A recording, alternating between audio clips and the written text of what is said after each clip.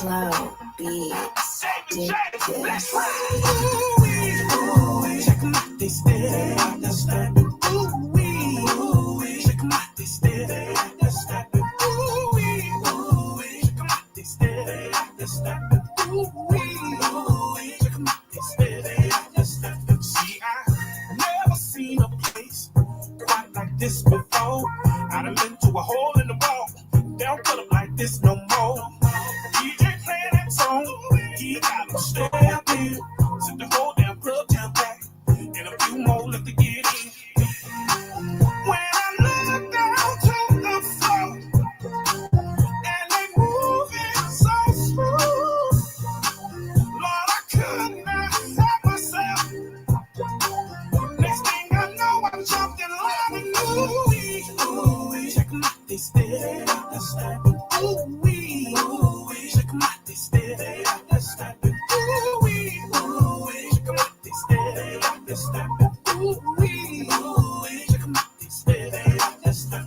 I said we moved our body from left to right. Ooh-wee. We had to get into it.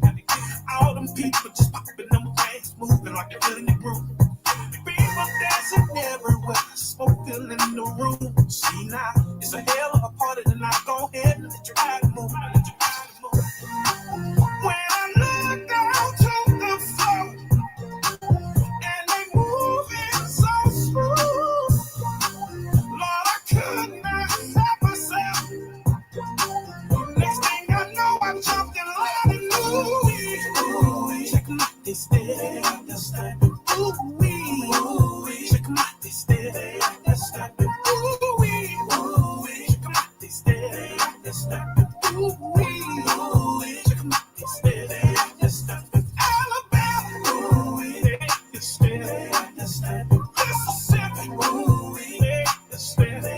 That's that. Louisiana. They steady. That's that. Georgia. They steady. That's that. North Carolina. That's that. South Carolina. That's steady. That's that. Good evening, Mobile, Alabama. We back at you again, man. It's the third one this afternoon, man. It's been a blessing to do what I'm doing for y'all today, man.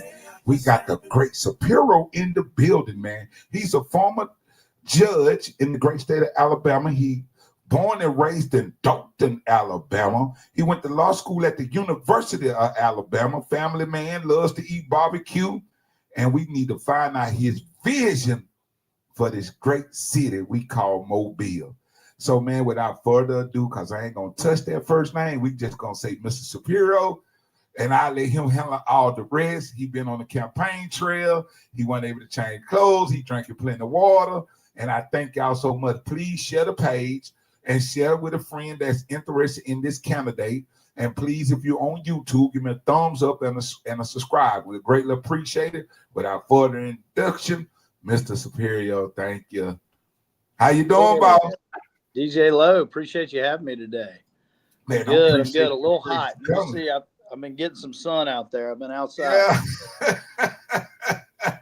I told you you've been working, man. That's a great thing, man. All y'all have been working and grinding. Tuesday is when we vote. I'm trying to get the voters excited, man. They saying on the news that the voting count normally be low. So I'm asking everybody to please share the page and get to know this great man. And we're going to dive right into these questions. So you want to start off. I like y'all to start off and let the voters know a little bit about yourself. Yeah, I start off, if you don't know me, I hope you've seen me by now. But if you don't know me, I'm a husband to my wife, Lucy Greer on the TV. She's Lucy Cheriogotis at the house. But we've got 4 kids together.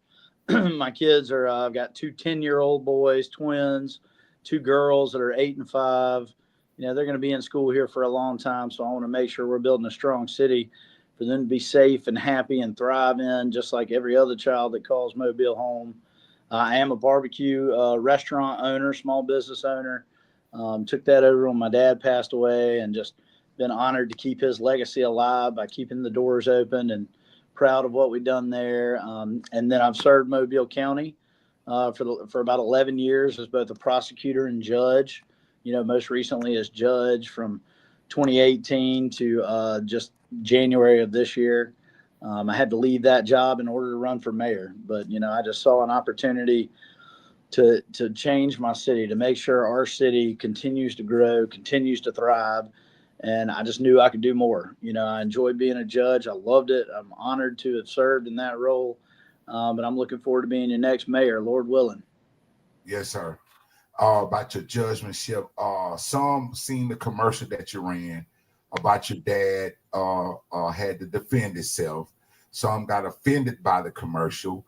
Would you like to elaborate on the commercial and let them get an understanding on why you did the commercial and what the purpose behind the commercial was? Yeah, I appreciate you asking that. Look, I'll tell you every day of my life, I'll tell you that my dad was defending himself, and I'll get in that story one day, but that's not why I brought it up. There's certainly some inaccuracies and straight up falsehoods out there about it. But the reason I brought it up was to let folks know that, I've struggled. I know what it's like to deal with hardship. I know what it's like to, frankly, be on the other side of the law and see it not really work from my perspective. And, I wanted people to know that I know what hardship is like. I've struggled in my life and found a way to persevere. And when I look at, a lot of the young people that come into my courtroom, that's the message I preach to them, was that just because life has been hard, just because life has been unfair, doesn't mean that has to always be the case. And if you will believe in yourself, if you will seize those opportunities that are out there, a lot of times, if you'll ask for help, because we all need help, that you can live a different life, that your life can be different from what it's been up to this point. And that, you got a greater purpose out there, and I want to help you achieve it. Yes, sir. Well, the downtown area seems to be growing right now. I asked the other candidates. We got properties that's available in Orange Grove and Roger Williams. We got properties that RB Teller that is empty. If your candidacy if you get in the office, what you seem to want to do in providing a market for those places to have a thriving community again? Yeah, those are complicated. The Federal Department of Housing and Urban Development, HUD, a long time ago decided they want to go away from housing communities like that. And the effect it had was it really, it forced a lot of people to move out of their neighborhoods. And so I think that we definitely need to see revitalization in our neighborhoods. We've got a lot of neighborhoods that they're historic neighborhoods, and we need to make sure that we're building homes that people can afford. We need to make sure that we're building homes where working families can afford. Right now, the median income level in our city is at about $34,000 a year. The truth is, even if you got a great paying job and a household income of double that, $70,000 a year, it's hard to find a house that you can qualify to buy. And we got to change that. That means a lot more housing. That means in certain situations that the government needs to step in and make sure that those houses stay at affordable levels after they're built, that they can be sold at affordable levels. And I see ways we can do that. We've got housing improvement programs that are helping. I'm really excited. For the first time ever in the state, this last year, Mobile won all 4 affordable housing grants from the state of Alabama, and all 4 of those are going to be built here in Mobile. One of which I do believe is near the RB Taylor area. I was just out at 1010 Baltimore the other day. They had a back to school bash with the housing authority, and they've got a good plan to build about 76, I think, new units over there. Just kind of in where the baseball fields are now, right next to 1010. They're going to redo that community center. And that's what we need to do. We need to give people places where they can be proud to live, safe places that they can be proud to live. And I'm excited about some of the things they're doing. I have some ideas to put that in warp speed, I hope. Yes, sir. Your police department is a little short-handed at the moment. I thought it was 150. I was told today it's between 100 and 110 officers that is short. in your first administration, what's the goals to get the police force back up at a full staff and running? We've kind of lowered staffing levels over the years to show that we are closer to full staff. But right now, some would tell you that we are fully staffed. But if you look back, 15, 20 years ago, we had about 100 more officers on the streets. I think there is definitely room to add officers. We were talking about downtown a minute ago. There's no doubt we need an increased police presence downtown. That's where most people visit. That's where a lot of people are spending their time. Frankly, we've heard a few incidents recently that were downtown that were very avoidable. If we had better lighting, better cameras, more police presence. So that's something I'll look at. Some folks might guarantee they're going to add 100 officers in the next year.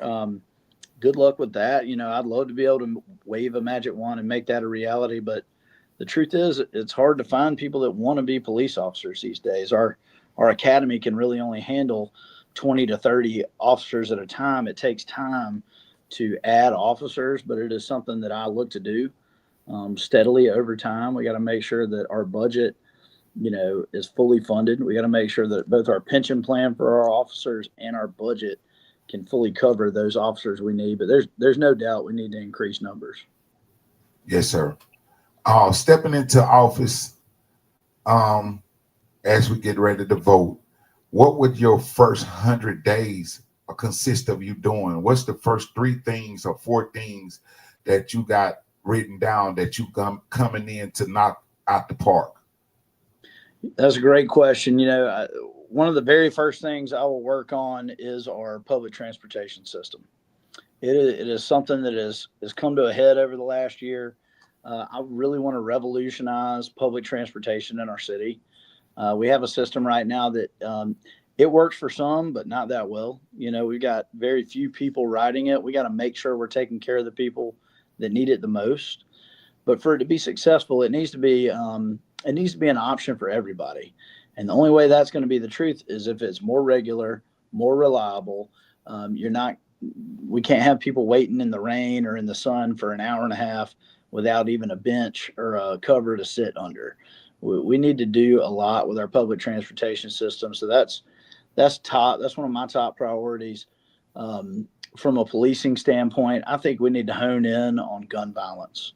A lot of people talk about the crime problem in Mobile, and statistically, you look at it and compare us to any other city of a similar size, we're doing really well. We're doing really well in a lot of areas, but when I look at gun violence, that is the one area where we haven't seen the declines. And, the truth is, one 5-year-old playing out in front of their apartment, getting clipped by a random bullet, that's one too many. And yes, so sir. we really need to hone in on gun violence. And that's, frankly, by direct intervention. We've got to focus on the individuals that are actively engaged in this lifestyle. As a judge, as somebody who wants to redirect people's lives to positive things, I'd sure like to give them a pathway out. I'd sure like to say, hey, if you're tired of this, come with me. Let's go over to Bishop State and let's get you make you a fully licensed welder, HVAC specialist, electrician. Let's build a life, something that, you can be proud of, that you can support your family on. Not everybody's going to want to do that. So, frankly, that means the full weight of the police department needs to be focused in on them. If you're focused on hurting people to get what you want to get, I'm going to be focused on you. Another thing that, is kind of people, my team gets mad at me sometimes because I talk about it too much, but do you know what a TIF district is? TIF? A TIF district. So we used one downtown, and essentially what it is, if you can get them drawn out and created, we have one downtown. We have one now for DIP, the DIP kind of business corridor. We're looking at one down in Tillman's Corner. But what they do is they kind of freeze property tax to a degree that goes to the city and the state and the county. And as property value rises, all that extra money goes into an account that goes back directly into the area, into the neighborhood, not off, to the state level, not out to the county. So I have a few that I want to draw, that I think will really help revitalize some of our neighborhoods. Right. But right now, we need some legislative action to increase the amount of TIP districts we can have in our city. We're limited to about 10%, whereas Montgomery and Huntsville have 50%. And so that's, we just need to get on level playing field with similar cities. And that's something I think we can do. So that's a day one thing I want to start working on. Okay, perfect. Yeah, we're gonna have to keep our eyes on that one. Talking about the gun violence, the downtown district, where we do go to fellowship, drink, go to concerts, go out to eat. They done had a couple of shootings down there in the last couple of weeks. We used to have a strong police presence down there. I don't know if it still is. What in your administration you plan to change for the downtown area to keep diversity coming down?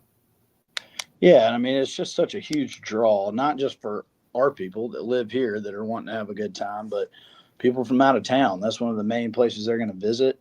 I want to see a more visible presence, officers on the street. We got some great officers down there. Grimes, one of my guys that's down there, great officer, has built relationships with businesses down there. But that's what we need. We need that kind of community policing where your officers are down there, they're on foot, they know their business owners so that they'll get that phone call before something bad happens. When an owner sees something like, hey, this is a weird situation, maybe nothing illegal yet, but we need to look into this. They'll call that officer that they know. They might not call 911, but they'll call Grimes if they know him. And so I think they need more officers down there. I think I can truly see that precinct doubling their numbers, getting another 15, 20 officers down there. But another thing that we need to use is technology. There's a lot of technology out there. Frankly, I'm a privacy guy. I like to be private, but if I'm hanging out downtown, I don't expect to be real private. I expect to probably be on somebody's camera somewhere. And I'm not sure there should be a place that you can walk the streets, be in a parking lot, be downtown, and you not be on a camera so we can see what's going on, and that there not be proper lighting. A lot of times crime hides in the dark. So I could see I would like to see a lot of increased lighting downtown, because that's just it's going to make it a safer atmosphere, period. Right. When the former mayor came out and endorsed you as the incumbent coming in, you got a lot of people start saying, well, he going to be a puppet for Stinson. He going to be doing what Stinson want to do. Stinson finna retire. He trying to get him to be the protege of him. So answer to the voters of the city. Well, I ain't saying the relationship you and Stinson have, but to ensure them that this is your campaign, you're running and you're doing this on your own. So you want to speak on that for a minute? I think if Sandy Stimson thought I would be somebody's puppet, he'd have never chosen me, for one. I've never been anybody's puppet. And, people forget, but Sandy and I, our relationship started out kind of rocky, because he and the police chief at that time said some things that I thought were frankly not true and unfair. And I let him know, I let him know through the media, but we built a relationship of mutual respect from that. And we turned a negative into a positive. But, what can I say? I'm nobody's puppet, nor will I ever be. I answer to a higher power, not some other person. And, so I'll tell you, I'm thankful. I respect Mayor Stimson.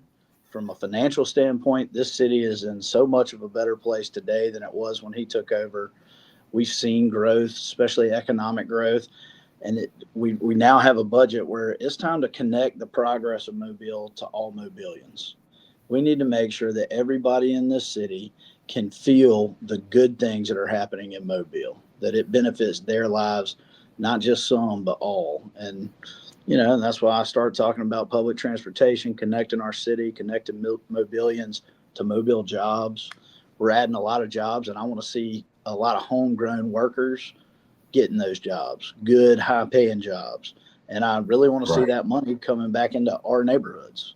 If we want to revitalize our neighborhoods, let's get some of those good quality paychecks coming back to our neighborhoods. Yes. Well, you mentioned that you own a barbecue restaurant. I say in the last couple of years, It's been noted that the small business really thrives state to state to keep the states, the cities of those states running. So do you have anything in plan to help the small business that's out here struggling or trying to keep the doors open? Would you have anything open for them to come down, and would you have something in your administration for a small business owner? For sure. I've looked at a few things to help small businesses open, and that one thing I've talked about is $0 license fees for that first year of a small business. Every dollar counts when you're opening up a new small business. I want you to still go through the process. So next year, it'll be easy. It'll be something that you've done, but we need some clear points of contact at the city level that can provide the kind of step-by-step process of opening a business, creating an entity, what licensing you're going to need, who you're going to need to talk to. We've got the Small Business Association, the administration, they can really help. And so I want to make sure there's somebody within the mayor's office that can connect entrepreneurs to the resources they need to be successful. And my main goal is to be a voice for small business. Government makes a lot of decisions sometimes without thinking about how it's going to affect their local small business. Yes. And that goes all the way down to fixing roads, fixing sidewalks, and how that's going to disrupt business and what we can do to minimize it. I've seen that very issue kill some very good businesses. So we need to be very mindful of that. And, I just want to make sure they have a voice, somebody that is looking after their interests and know that seemingly little things can be life or death for a business. I've lived it, I know it, and I want to be a representative for those businesses. Well, they're getting ready to build the new interstate highway. I want to get your take on, do you feel they should have kind of waited and started with Dolphin and Old Shell, trying to get the drainage system together in those older communities, the old Mobile, where people call it? Or do you think it's best for them to go ahead and start the project of getting the building, the interstate did first? You mean like you're talking about the I-10 bridge, right? Bridge and all that? Exactly. I think that's very critical. I think building that bridge is very critical for the growth of our city, especially the growth of our port. Alabama Port brings in about $98 billion into our state every year, and they're set to grow as long as we can provide them the infrastructure they need. So I think that bridge is critical. But that's mainly going to be federal and state dollars. It's not going to be mostly city money. And so there's no doubt that Old Shell, especially Dolphin, needs some work. I drive down them very often. I don't make promises I can't keep. One promise I've made is to fix that stretch of airport right where it hits Old Government. I think that might be the bumpiest, most patched section of road in our entire city. But when you look at Mobile's infrastructure, yes, we've had a lot of infrastructure that's just kind of rotted on the vine, if you will. We weren't really attacking our infrastructure issues for a while, and it's going to take a long-term plan to make sure we get all of our roads and infrastructure up to the level it needs to be. If I'm adding on to the first 100 days, our stormwater system is in a shape that concerns me greatly. My house flooded during this campaign because the stormwater infrastructure got overwhelmed, my street flooded, and when my yard was full of water, it came in my back doors instead of running out to my street. And I've gone around and looked at, to me, the backbone of our stormwater infrastructure are these canals, these ditches. And we got concrete ditches that have 8-foot tall islands growing in the middle of them. Right. We got 7-8-year-old willow trees growing in the middle of our ditches. That's a day one issue too. We're already doing an audit of that entire system. I want to see some backhoes and dump trucks clearing out some of these stormwater drains and canals immediately. Lord knows, I pray every day we don't see a storm anytime soon, but we live on the coast, and that's a daily threat. And we got to make sure that half of Mobile is not underwater when the next one comes. Well, it seems like everybody campaign been hollering this year, boots on the ground, boots on the ground, boots on the ground. Could you elaborate on your team, how y'all keeping this campaign going? Have you been going door to door? Do you doing more commercials? And how you get to the people to let them understand where you stand in this race? We're trying to meet people everywhere they are, and that means neighborhood meetings. Right now we've done over 200,000 live phone calls. We hadn't used a robocall yet. I got live human beings sitting in the room next to me making phone calls right now. Trying to reach people directly. I was knocking doors today. I was knocking doors yesterday. And boy, let me tell you, it's hot out there right now. But we've knocked over around 40,000 doors at this point. I'm proud of that. That's almost double what our initial goal was. We called double of our initial goal for phone calls. We've knocked almost double our initial goal for houses. One of my favorite things we've done are neighborhood meet and greets. We'll find somebody, that's willing to let us use their driveway, their yard. We'll pull up a food truck and, everybody's buying their own food, but, just give something for our small businesses, a good crowd for them to look at. Who all's been with us? Boogie Chicks. Boogie Chicks has been with us a bunch. We've had some great food trucks. I got some of them up on the wall over here. But we've gone out, we gave away a bunch of barbecue a couple weeks ago, and we're just trying to get people out, get people engaged however we can. I believe in boots on the ground and going directly to voters. So I've done it before, but I give my cell phone out all the time. I want people to call us at the office, come by our office at Pine Brook Shopping Center, where the big deer is. Everybody knows that big brown deer on the airport. Right. We're right next to Mary's Southern Cooking, so come see us. Yes. Now, it seems to be you a laid back guy. That mayorship take a bulldog in there. You kind of reserved, cool cat. Do you think that mayorship gonna change you, or are they gonna have to get diversified to understand how you roll and how you want your administration to look? I think, look, I like to be friends. I like to make agreements. I like people to be happy, but when I'm pushed, I'm willing to make agreements, but you got to have principles you don't bend on. And my principle is if it ain't good for the people, I'm not with it. Okay. And I want to make sure that I'm serving the people well. Anybody that knows me really well will tell you that I can be bulldogish and hard-headed when I need to. But in the end, being the loudest person in the room usually isn't the best way to find an agreement. And a mayor, look, as mayor, even if I'm blessed to be the next mayor, and I pray I am, I've got to work with the council. You got to find agreements with the council or you're not going to get a thing done. And I'm proud to have, built some relationships with council members. I already have some relationships with a few. I would even consider a few friends. And I hope that I'll be able to consider them all friends, that we can really get on the same page, because that's how good things happen. That's how big things happen in Mobile. And that's my goal. But, look, I've been a judge. I've been a prosecutor. I've been a lawyer. I know how to fight. You know how to wiggle around. Yeah. I'm an ex-city employee. I worked for the city in the 90s.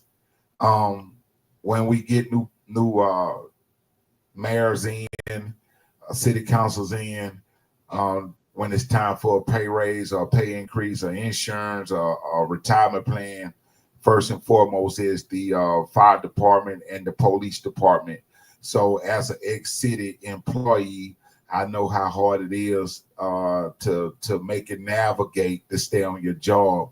So in your administration, what are you looking for to help the city employees for as a raise, for as new trucks, new infrastructure for them as well? Well, I'll tell you, I think our city, when you talk about trucks, and equipment, I don't think our city's ever been in a better position than it is right now. That's true. We've been turning over equipment, and it hadn't always been that way. So it's certainly to continue that, continue that program, make sure that our officers, our employees, our fire department, they've got the top level equipment that they need to serve the citizens. There are a couple of issues out there. I know there's a couple with the fire department and the police where there's some gaps in insurance. That's one of the promises I have made, is to figure that out. We have parity between the police and fire department for the most part. We need to make sure we have parity within our police and fire department with our employees, make sure that if somebody retires at the age of 55, that they're going to be covered on insurance until they can get to Medicaid. And one thing that, we've done good with some like cost of living raises. We've started to step those up, and I want to continue to see that happen. But we hadn't had a lot of merit raises, and you gotta reward the people that are doing the job really well, and merit raises are the best way to do that. So I'm hoping we can continue some of the good budgetary practices that have gotten our finances here. But look, I'm a small business guy. I want to raise revenues in this city. I want to see revenues raised by having a new arena where a lot of people spend some money and have a good time, and might, go out to dinner or go out after and spend a little future sales tax dollars for the city. I want to see our city's budget grow without increasing taxes. I want to increase the people who are enjoying our city. Yes. And so, that if you do that, it's a lot easier to give raises. It's a lot easier to fight infrastructure issues if you're raising revenue. And I don't know that I've heard anybody else talk about that. Yes, sir. That's why you on here. Yeah. I can't say the long-term goals, but your short-term goals, where you see the city under your leadership. I think if you agree that the city is in many ways moving in the right direction, I think the city is better today than it was 10 years ago. It is. So I want to add a little stability. I want to know that I want the employees of this city to know that if they're doing a good job, I want them. I want to keep them, and I want to keep them happy. If there's some changes I want to make, I want to bring a little more customer service to the city. I want a Mobile citizen to come, and if they need something from the city, I want them to leave thinking, man, they wanted to help me. They really got me to where I needed to be. And as a barbecue restaurant owner, if we don't have customer service, we don't have customers.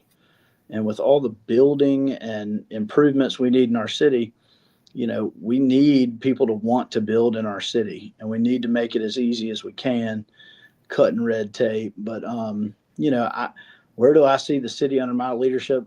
With some stability, some continued growth. But I am of a younger generation than, recent leaders. And, I think I'm going to provide a different vision for the city, a little different perspective. My life experiences have been different. I think a little better. I see the things that young people are interested in and want. I want a lot of young people choosing Mobile for their home. I want this to be the place where more families choose to grow their family and build their life. So I hope I expect to bring a much different perspective to the office. Yeah, I asked this question earlier. I'm going to shoot this question to you. A lot of our youth are going to get educated, graduating, but they're not coming back home. Yeah. Do you think you can implement something to make them feasible to, like, hey, I'm getting this degree, but I'm going home to work? In the end, that requires opportunity. If we got a lot of very successful people that come from Mobile, some come back, but I want all of them to come back. I want our best and brightest to live right here in Mobile. And to some degree, you got to make sure they've got the opportunity to succeed that they need, that they don't have to go to Atlanta or Nashville to find greater success. That has to be here. And I think we do that through continued economic development.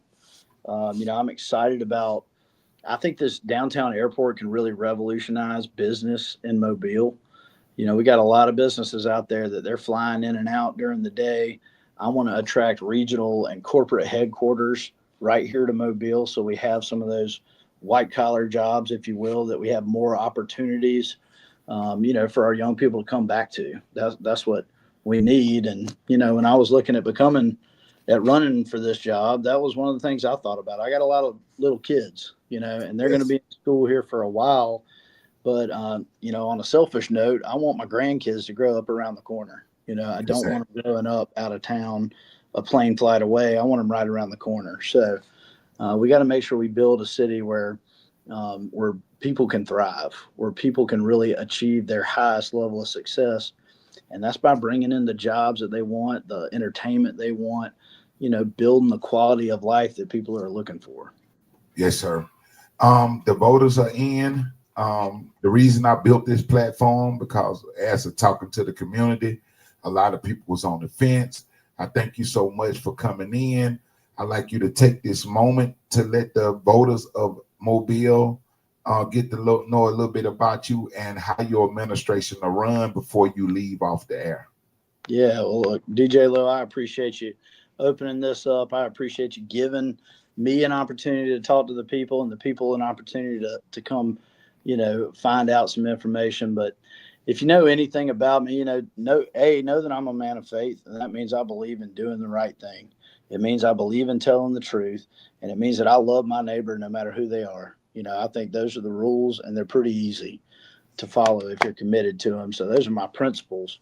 But if you don't remember anything about me, know that I'm all in. When I quit a great job, I left a retirement behind because I love this city, and I see that this city is finally, maybe for the first time ever, on the cusp of realizing its full potential, of actually activating its waterfront, of getting a downtown that is thriving and in a place where we can attract top tier talent from all around the country to come perform and for people to enjoy. And I see so much of the positive momentum of this city, and momentum's, a tough thing. If you lose it, it might be gone forever. And so that's why I'm running, to make sure that we maintain the momentum of Mobile and that we capitalize on this opportunity that, I'm telling you, if we miss it now, we might never get it back. And so I'm all in. I was willing to quit my job. I was willing to forgo that retirement because I knew I could do more. I knew that as mayor, I could do more to make sure the city gets to where it needs to go, not just for some, but for all. And so, I'm asking the voters to trust me. If somebody's asking for your vote, they're asking you to trust them. And I promise you, I'm a man you can trust to do the right thing, not for me, not for my friends, but for the people. I believe in the people of this city, and I want to see this city reach its full potential.